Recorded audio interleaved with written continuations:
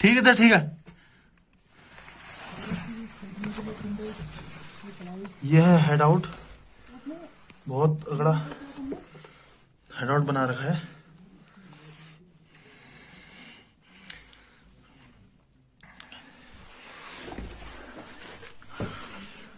ये है फट्टे, वो जिसके ऊपर सोते हैं। कम से कम 6 से 7 आदमी आ सकते हैं अंदर। और यहाँ से देखो, इसके ऊपर पूरा सीमेंट से बना है पूरा चारों तरफ।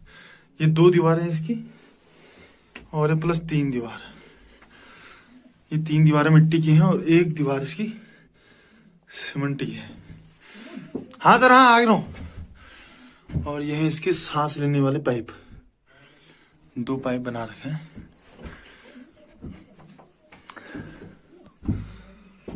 ये पूरे कपड़े,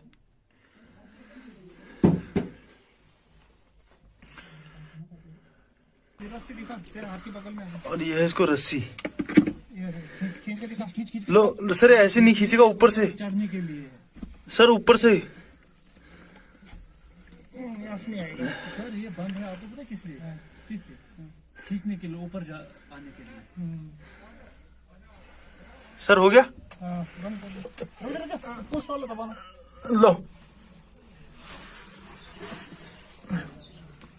ऊपर आएगा पूरा नीचे से, बहुत नीचे, ये गहरा है।